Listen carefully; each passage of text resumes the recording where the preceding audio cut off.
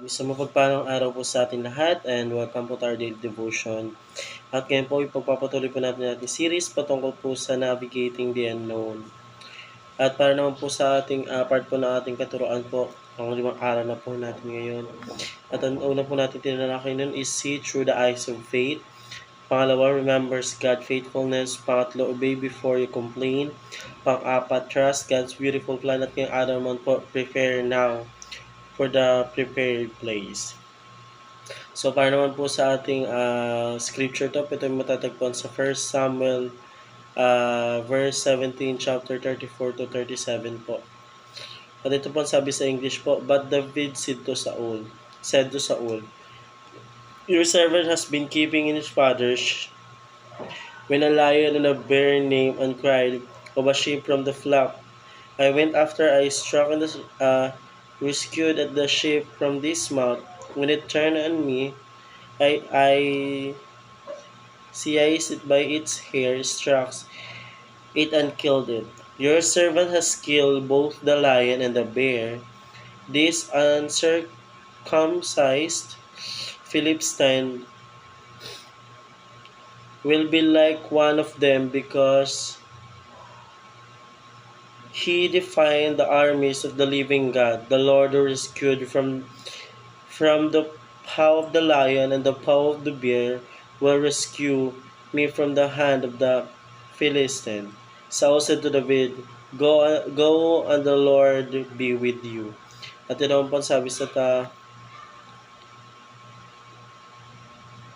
Tagalog po, ay hinahabol ko siya na aking pinapatay at aking nililigtas ang kordero mula sa kanyang bibig kapag dinalahulong ako ng aking hinahawakan sa panga aking sinasaktan at pinapatay. Nakapatay ang iyong lingkod ng mga leon at mga oso at ang Pilisteyong ito na hindi tuli ay magiging isa sa kanila yamang kanyang hinahaon ng mga hukbo ng Diyos. Sinabi ni David, ang Panginoon na naligtas sa akin sa mga kuko ng layon. So, dumaka naman po tayo para po sa ating katuruan po. God prepare in a training ground. So, ang ating Panginoon Diyos po ay meron na po siya nakaprepare po na training ground po para po sa mga dipusulo niya po or mga anak niya po na naniniwala po sa Kanya. Ang ating Panginoon Diyos is meron po specific na place kung saan niya po iti-train or ang mga mga deposits na po yung mga anak niya po meron na po naka-prepare po na training ground. So, pangalawang katuruan po, God gave a breakthrough in the arena. So, ang ating Panginoon Diyos po is nagbibigay ito po ng breakthrough po dun sa arena kung saan po ginaganap po yung training or yung battle area po. So, pag sinabi po nating breakthrough, ito po yung binibigyan po ng ating Panginoon Diyos ang break po para po sa kanyang mga anak po or mga deposolo po. So, pangatlong katanungan po, God turns a shepherd into king in the battlefield.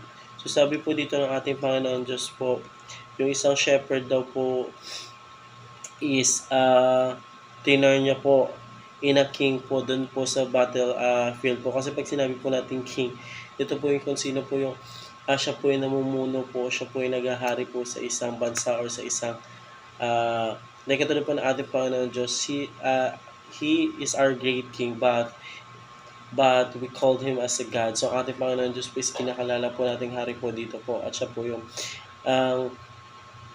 namumuno po dito po sa bansa natin para po mas mapaganda po or mas mapaayos po ang bansa po natin.